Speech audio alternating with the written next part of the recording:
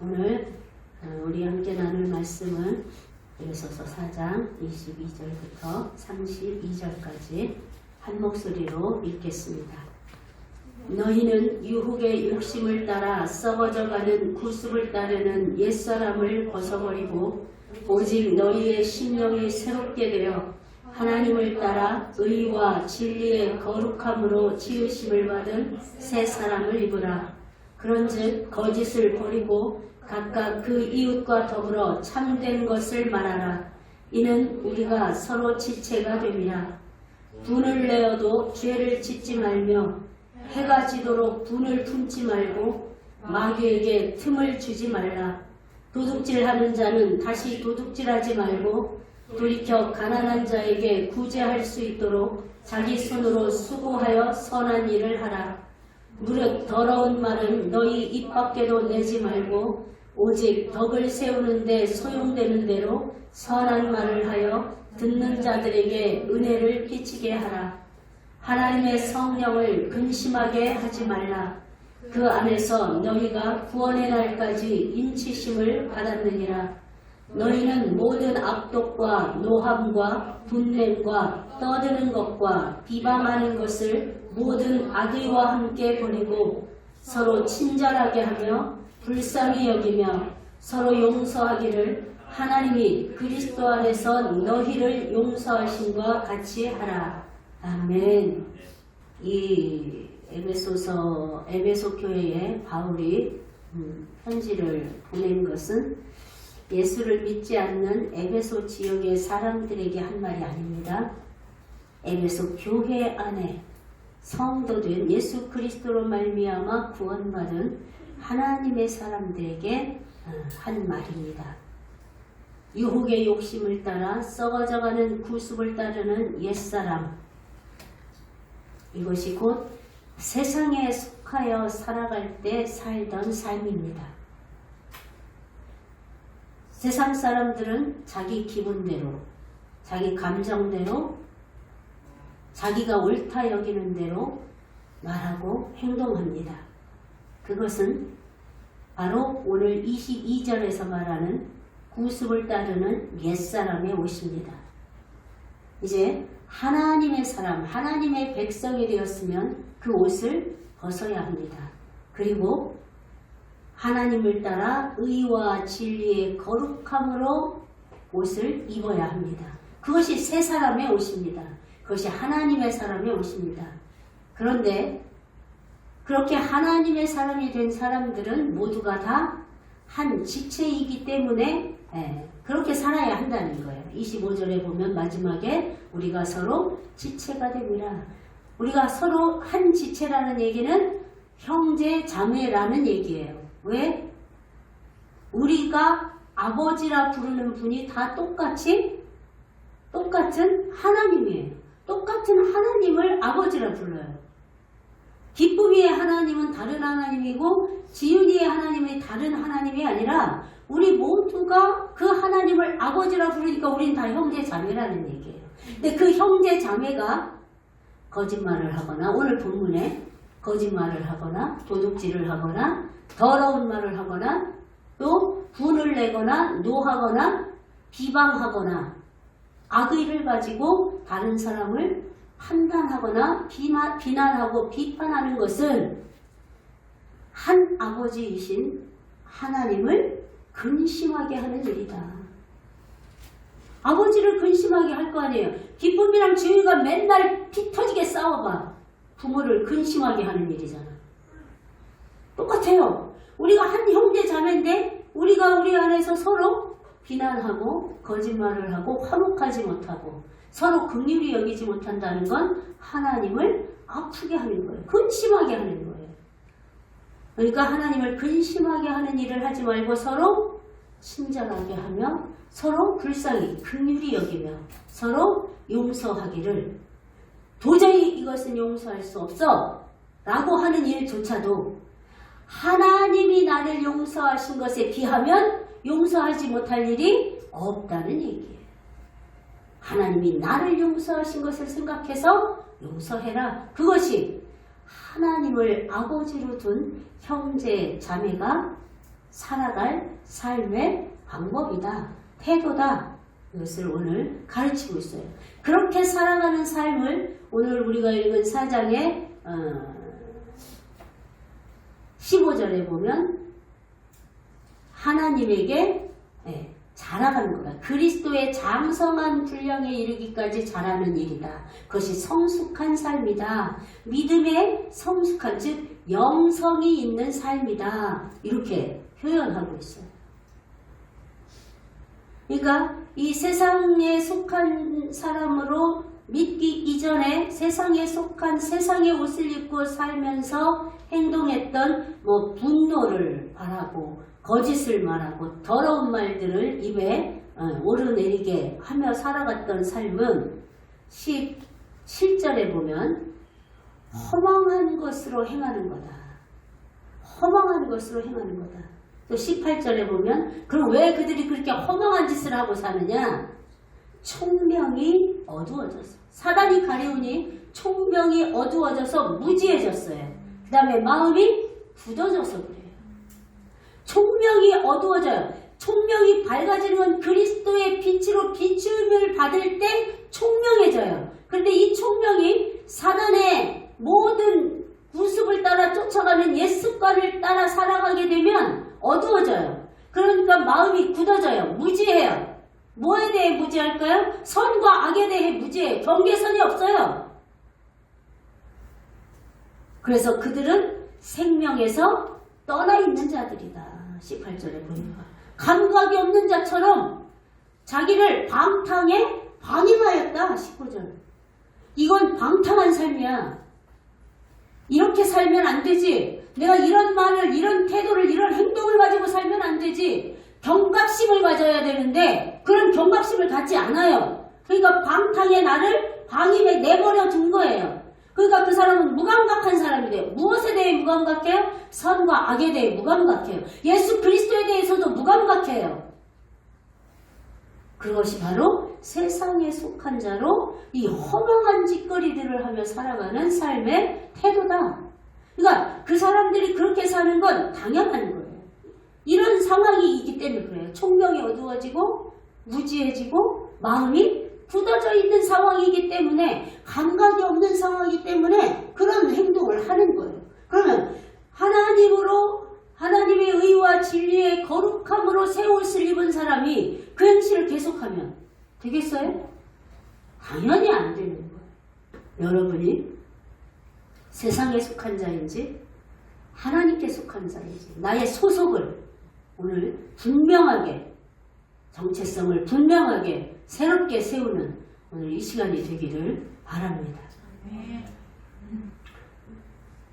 손흥민 선수가 이적했어요. 그죠? LAFC로 이적했어요. 10년 동안 있던 토트넘에서 LA로 이적했어요. 그런데 손흥민 선수가 그래도 토트넘이 좋은데 내가 어쩔 수 없이 이적은 했다만 토트넘이 좋은데 어떻게 이 10년 동안 입었던 유니폼을 내가 벗을 수가 있지? 그래가지고 그 유니폼과 LAFC의 유니폼을 같이 입을 수 있나요? 그럴 수 있어요? 그럴 수 없어요. 거기에 마음이 계속 연연해가지고 새로운 LAFC의 마음을 같이 하지 못하고 계속 혼자 방황하고 있어. 그럼 좋은 경기 할 수 있어요? 없어요. LAFC에 왔는데 토트넘에서 하던 훈련 방식을 혼자만 막 그렇게 하려고 그래. 거기선 이렇게 했어요. 그러면 막 그렇게 하려고 그래. 그 팀에 하나가 될 수 있어요? 없어요. LAFC의 유니폼을 입어야 하고 LAFC의 방식을 따라야 해요. 그런데 손흥민 선수는 어떻게 하고 있어요 지금? 그렇게 잘 하고 있어요. 앞서 나가고 있어요. 오히려 자기가 그 팀의 오랜 선수처럼 더 노력을 하기 때문에 거기에 그 선수들과 하나가 되려고 더 노력을 해요. 본인이 더 친화감을 가지고 대하고 잘하고 있어요. 우리도 그래야 하는 거예요. 하나님의 사람으로 소속이 바뀌었어요. 세상에 속한 사람에서 하나님에 속한 사람으로 소속이 바뀌었다고. 그럼 바뀐 소속팀의 옷을 입고 바뀐 소속팀에서 원하는 말을 행해야지. 그렇잖아요? 바뀐 소속, 우리의 소속은 어디예요? 하나님의 나라예요. 그럼 하나님이 원하시고 하나님이 입으라 하는 옷을 입어야지. 하나님이 우리에게 입으라 하는 옷은 뭐예요? 의와 진리의 거룩함의 새 옷이에요.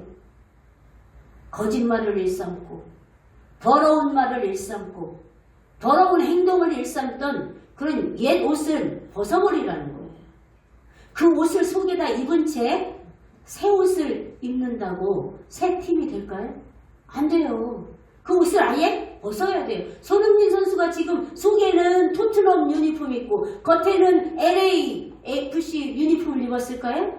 그렇지 않다는 거예요. 토트넘 옷은 벗어버리고 LAFC 옷을 입었어요. 그것처럼 우리도 이제 세상에 속해 있던 삶의 태도의 옷을 벗어버리고 하나님께 속한 옷을, 하나님의 성품을 따르는 그 옷을 입어야 한다는 거예요.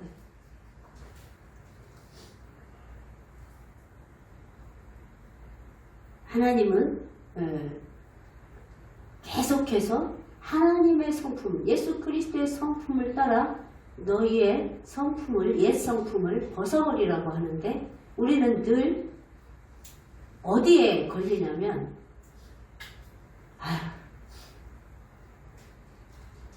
그래 그냥 살던 대로 살아야지. 그게 나지. 자, 잘 생각해봐요. 1인칭이에요. 그래, 내가 살던 대로 살아야지. 그게 나지. 그건 다른 사람이 하는 말이에요? 내가 하는 말이에요? 내가 하는 말 같지만 누가 주는 말이에요? 너 그렇게 살면 안 돼. 너 그냥 살던 대로 살아. 이러면 지금 사단이 나 미혹하네? 이렇게 알까요? 모를까요? 다 알아요. 근데 사단은 그래서 그렇게 말하지 않아요. 내가 나한테 내 생각인 것처럼 말해요. 아유, 너 살던 대로. 나 살던 대로 사는 게 편하지. 사람들이 다 이상하게 생각할까? 갑자기 변하네. 내가 살던 대로, 나 하던 대로, 나 익숙한 대로. 사단은 그렇게 미혹해요. 거기에 속아 넘어가지 마세요. 아니, 나는 소속이 바뀌었어. 난 옷을 갈아입은 사람이야. 유니폼이 바뀐 사람이야. 그렇게 선포해버려요. 그럼 사단이 더 이상 미혹하지를 못해요. 어쭈? 이것이 믿음이 자랐네. 그래갖고 이제 그런 거 갖고 미혹하지 않아요. 좀 더 수준 있는 거 갖고 미혹하지. 그러니까 수준 있는 미혹을 받는다는 건 내 믿음이 그만큼 자랐다는 거예요. 근데 그런 원초적인 거 가지고 미혹당하는 그 어린애 같은 믿음에서 이제 벗어나시라는 거예요. 하나님은 그럼 우리가 어떻게 벗어나야 하느냐? 하나님은 늘 답을 주신 채 우리에게 가르쳐 주시지 정답을 주시지 않고 하라고 안 해요. 얼마나 친절하신 분인지. 자, 25절 보세요.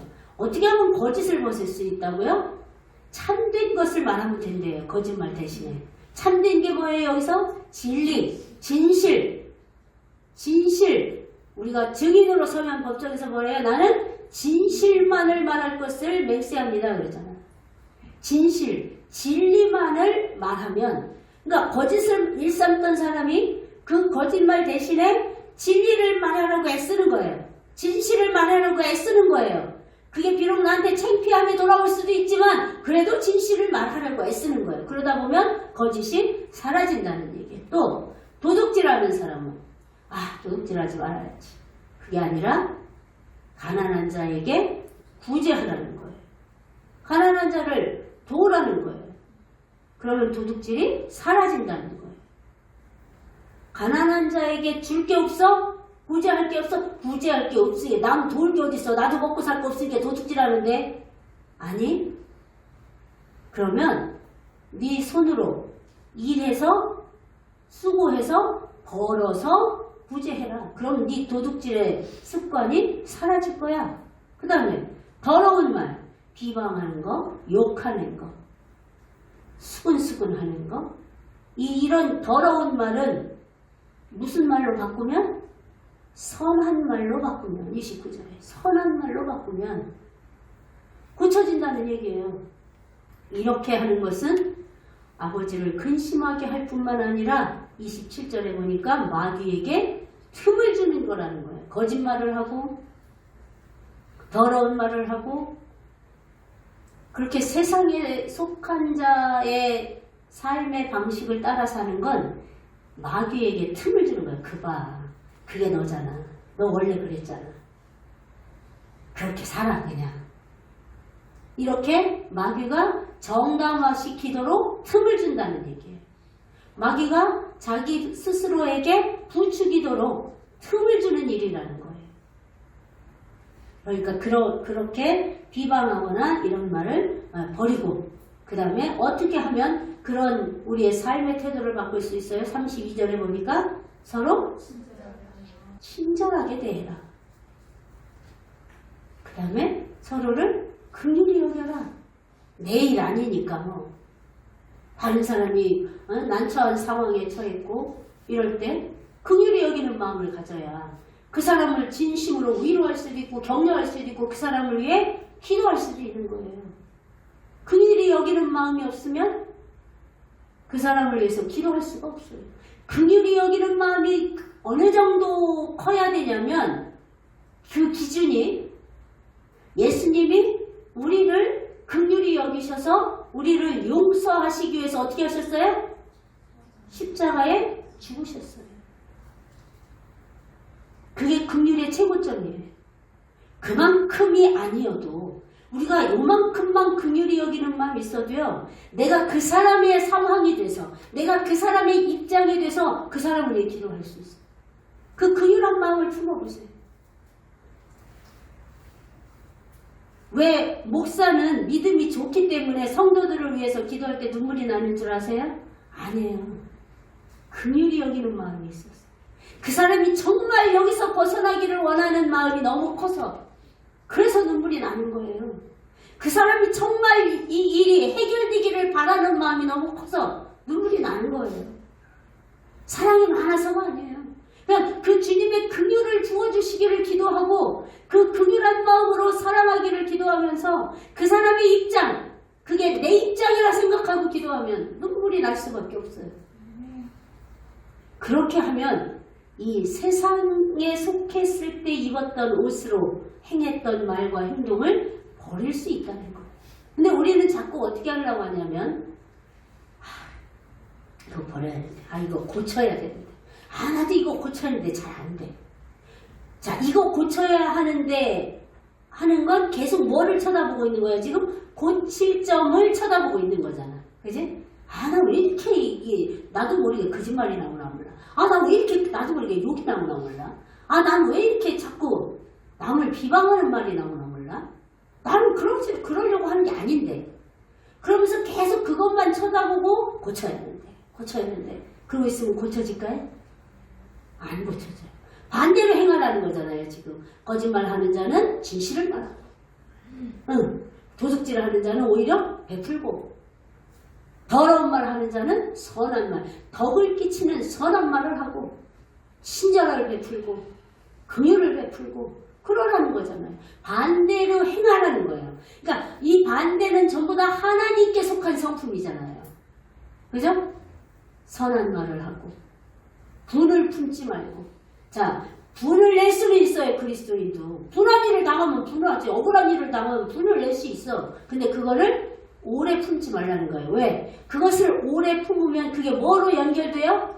죄로 연결돼요. 죄된 말을 하거나 죄된 행동을 하거나 이걸로 연결된다는 말이에요. 다른 사람한테 가서 그 사람을 막 이제 비방하거나 이 죄로 연결된다는 거예요. 그러니까 빨리 이 분을 풀어라. 그럼 어떻게 풀어요? 하나님께 그걸 고해야지. 내 억울한 거를 내가 이렇게 분하게 만든 그 사정을 하나님께 쏟아놔야지. 사람한테 가서 하지 말고 하나님께 쏟아놔야지. 어떻게 나한테 이럴 수가 있어요, 주님? 어떻게 그 사람이 나한테 이런 말을 할 수가 있어요? 어떻게 그 사람이 나한테 그런 멸시하는 말을 할 수가 있어요? 어떻게 그 사람이 나한테 사람들 잔뜩 있는데 무시하는 말을 할 수가 있어요? 나 너무 억울해요, 주님. 막 사람들한테 가서 막 다 떠버리고 싶어요. 그 사람이 원래 이런 사람이라고. 그렇지만 내가 그 세상에 속한 사람이 하는 짓이라는 걸 알아서 하나님께 고합니다. 주님 내 마음을 씻어주시고 이 분을 주님 보혈로 씻어주시고 내 안에 긍휼한 마음을 부어주시옵소서. 세상에 속한 자는 원래 총명이 어두워지고 마음이 굳어져서 그럴 수밖에 없다고 배웠으니 그렇게 이해하고 넘어가도록 주여 내 마음을 풀어주시옵소서. 위로해 주시옵소서. 만져주시옵소서. 그때 주님과 만나게 되고요. 그때 주님의 사랑을 경험하게 되고요. 그때 주님의 위로를 경험하게 되고요. 그때 살아계신 주님이 나와 함께 하시는구나. 그걸 경험하게 돼요. 그러니까 주님을 경험하니까 주님과 더 어떻게 하게 돼요? 가까워질 수밖에. 그걸 한 번 하고 두 번 하고 세 번 해봐요. 그걸 매일 해봐요. 주님과 친밀한 교제가 되는 거예요. 그러니까 매 순간 주님을 의지하게 되는 거예요. 기쁜 일이 있어도 오늘 우리 찬양도 했잖아요. 기쁜 일이 있으나 슬픈 일이 있으나 기쁘면 아 주님 오늘 내게 이런 일이 있어요. 너무 감사해요. 기쁜 일로 교제하고 억울하고 슬픈 일이 있으면 그 일로 교제하고 그 주님과 교제하는 삶이 열리는 거예요. 내가 안 되는 자만 쳐다보지 말라는 얘기예요. 이거 고쳐야 하는데 이거 버려야 하는데 이것만 쳐다보지 말고 반대를 행하라는 거예요. 하나님의 성품, 하나님의 사랑, 하나님의 성품은 곧 뭐예요? 사랑을 실천하라는 얘기잖아요. 결국은 선한 말을 하고 친절을 베풀고 긍휼히 여기고 그건 다 뭐에 속한 거예요? 사랑에 속한 거예요. 한마디로 말하면 사랑하라 이거예요. 그러니까 네가 그를 사랑하면 친절이 나오고 그를 사랑하면 용서하게 되고 그를 사랑하면 긍휼한 마음을 품게 되고 그 사람을 비방하는 말을 버리게 돼. 왜? 내가 그를 사랑하라 하셨으니까 주님. 자꾸만 버려야 하는데 고쳐야 하는데 거기에 집중하지 말라는 거예요. 거기 자꾸 넘어지네 여기에 집중하지 말라는 거예요. 하영아 드리블을 하는데 기본기가 잘못되어 있는 사람이 그 기본기를 드리블하는 기술을 고치려면 고쳐야 하는데 나 이거 고쳐야 하는데 나 이거 고쳐야 하는데 이러면 고쳐질까? 어떻게 하면 고쳐지지? 응? 바른 동작으로 바꿔서 해봐야 고쳐지지. 그지? 내 동작이 잘못된 거라 고쳐야지 그렇게 생각해서 고쳐지는 게 아니라 이게 잘못된 거라는 걸 알았으면 바른 동작으로 계속 바꿔서 드리블을 연습해야 고쳐지지. 그지? 똑같은 거예요. 똑같은 거예요. 우리도. 자꾸 반대 하나님의 사랑에 속한 것들로 바꿔서 행할 때 고쳐지는 거예요. 주님 내가 추천하는 방법 중에 하나 입이 빠른 사람이 있어요. 감정이 격하면 입이 먼저 뱉어버리는 사람. 우리 대부분 습관들이 그래요. 나도 그랬어요. 욱하는 게 먼저 나오는. 그래서 시도한 방법. 한 템포 늦춰서 말을 하잖아요. 근데 그 한 템포 늦추는 게 이렇게 하고 할 수는 없잖아. 그러니까 속으로 주님을 부르기. 쏟아내기 전에 주님. 근데 그 한 템포가요. 쏟아내려 했던 더러운 말을 반으로 줄여요.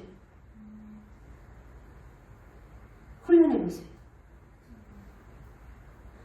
나는 늘 말이 앞서서 문제. 이러면 말만 안 하면 괜찮다고 그랬는데 나도 그걸 알겠는데 이러면 말이 먼저 나.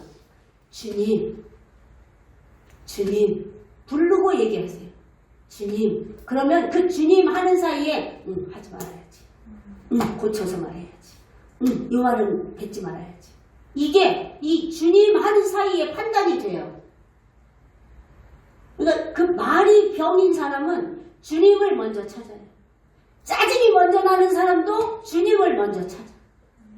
그럼 그 짜증이 50%는 줄 거예요. 그리고 이거 내 습관인 거 기도했던 건데 그러면서 사라지게 돼.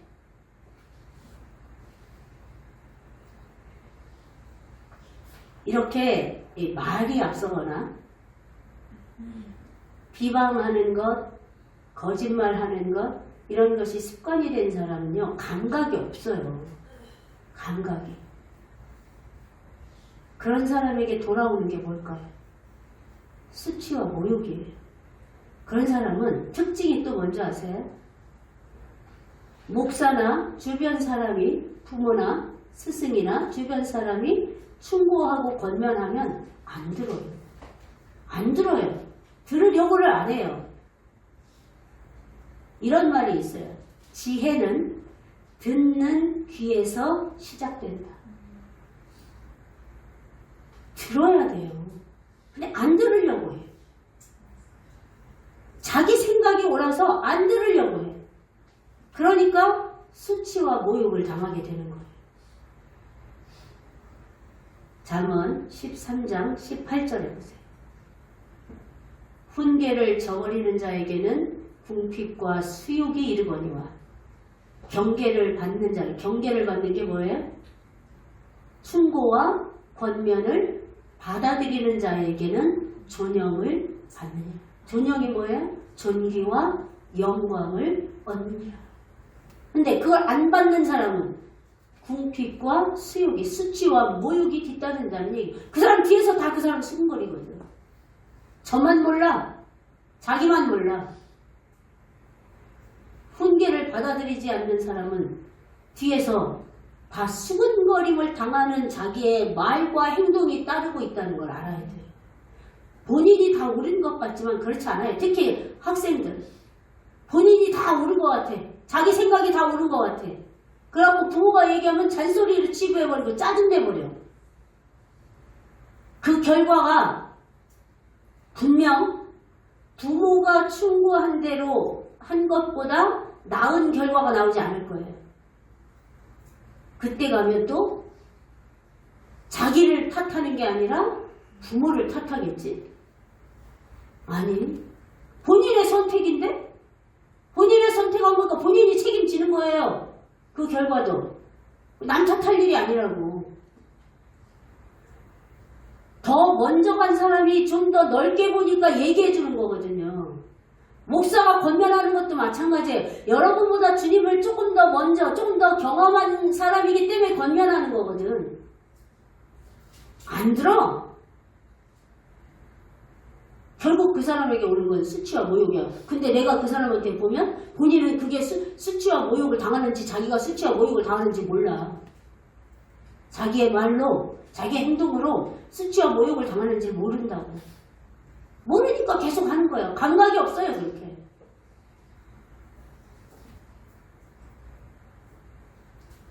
잠언 4장 13절을 또 봅시다. 훈계에 대한 얘기예요. 훈계를 굳게 잡아 놓치지 말고 뭐 해라? 놓치지만 않을 것이 아니라 지켜라. 그것이 너의 생명이니라. 생명이니라. 잠언 10장 17절도 마찬가지예요. 훈계를 지키는 자는 생명길로 행하여. 그러니까 아까 얘기했잖아요. 13절에서 훈계를 지키면 그것이 네 생명이라고 그랬잖아요. 그러니까 17절 말씀 똑같은 말씀이야. 훈계를 지키는 자는 생명길로 행한다는 거예요. 생명길로 행한다는 게 오늘 말씀에 보면 의와 진리의 거룩함으로 새 옷을 입고 살아간다는 얘기예요. 그게 생명길도 행하는 거예요. 선을 행하고 더러운 말을 선한 말로 바꾸고 친절을 베풀고 긍휼히 여기고 그렇게 살아가는 것이 생명길로 행하는 거예요. 그런데 그 징계를, 훈계를 멸시하고 버리는 자는 그릇감이니라. 생명길의 반대길을 간다 이 말이에요. 우리 고3들 언제 원 썼어요? 지금은 뭐지? 정시 수능이 아닌 수시 원서 쓰나? 지금? 언제까지 써요?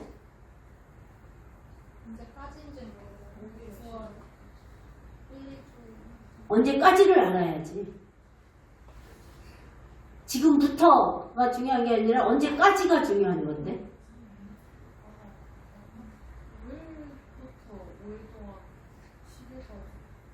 10일까지? 그러면 자, 원서 쓰는 기간이 12일이야. 10일 내내 원서만 가지고 고민해. 아니면 하나님께 맡겨. 주님이 나를 가장 잘 아시니, 나보다 나를 더 잘 아시니, 주님이 내가 어느 학교를 선택해야 할지 주님 인도해 주세요. 제게 마음을 주세요. 끝까지 주님을 기다리겠습니다. 나의 인생의 미래가 주님 손에 달려있다면 이 대학을 선택하는 건 역시 주님이 나를 인도하실 줄 믿습니다. 그렇게 끝까지 맡기고 나는 오늘 공부에 최선을 다하는 게 나을까?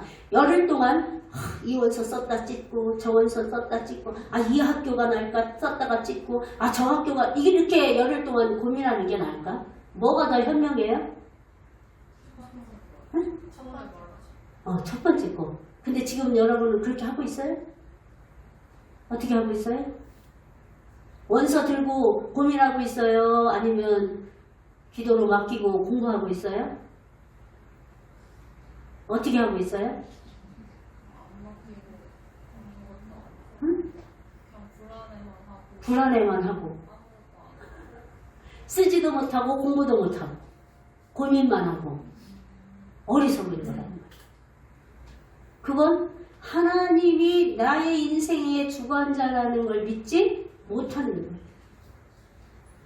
하나님께 나의 인생에 미래가 있음을 믿지 못하는 거예요.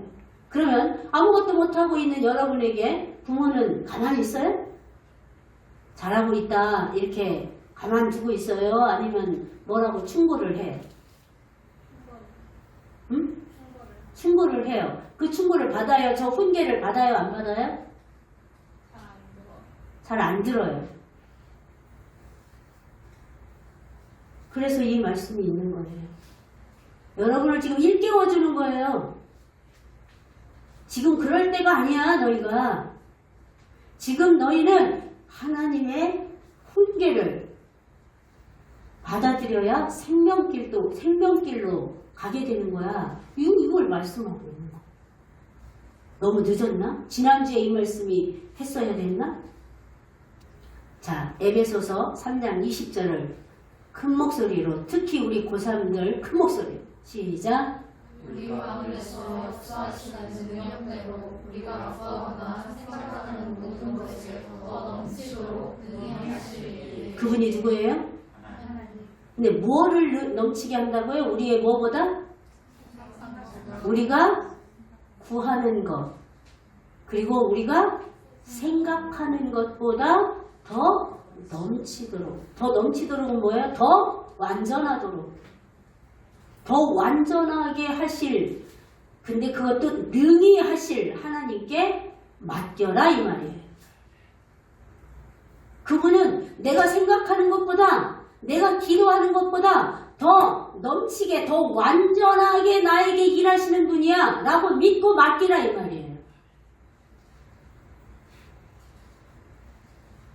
내가 여태까지 그 믿음이 없었어? 그래서 부모가 너 지금 그거보다 이거 하는 게 낫지 않아? 그렇게 들고만 있다고 뭐가 해결되는 거 아니잖아 얘기할 때 얼른 하나님의 말씀으로 받으라고.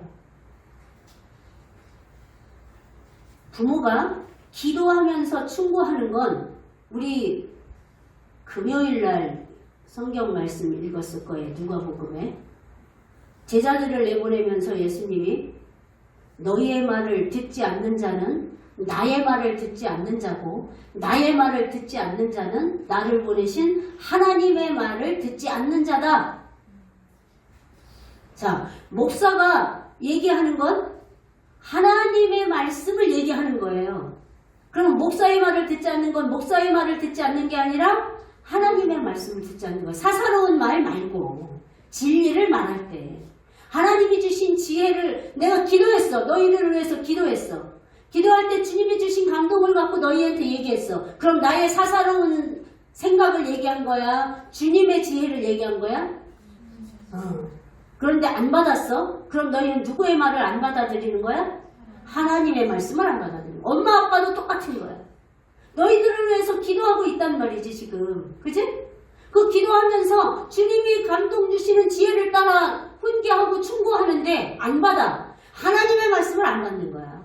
하나님을 멸시하는 거지. 똑같아요. 성도들이 목사가 그렇게 자기를 위해서 기도하면서 이렇게 해보세요, 저렇게 해보세요 얘기하면 아니에요. 아이 그런다고 되나요 뭐. 난 원래 그렇게 못해요. 이런 사람이 수두룩해. 그 사람은 자기가 자기의 영광을 저버리는 거예요. 거기에 순종해 본 사람은 그 열매를 맺어요. 그 열매를 맺어서 오늘에 이른 대표적인 사람이에요. 이 사람. 하나님 모르고 하나님 멸시하고 살던 사람. 하나님이 어딨어? 이렇게 살던 사람.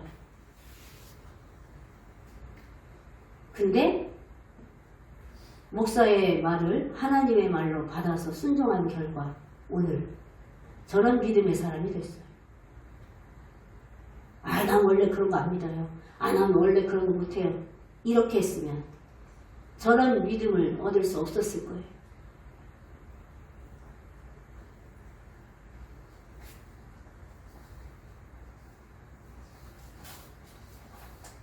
우리 자신이 하나님께 속한 자인지 세상에 속한 자인지 나의 행동과 말이 생각이 세상에 속한 자의 것이 더 많은지 하나님께 속한 사람으로서의 행동과 말이 생각이 더 많은지 자신을 점검하고 나에게 세상에 속한 자가 돼서 상처를 주거나 아픔을 주거나 또 나에게 나쁜 습관을 들이도록 미혹하는 모든 것으로부터 나 자신을 지켜야 해요. 누구를 의지해야 지킬 수 있어요? 뭐지? 하나님을 의지할 때 지킬 수 있어요. 그래서 하나님을 신뢰함으로 정말 나는 주님께 속한 자다.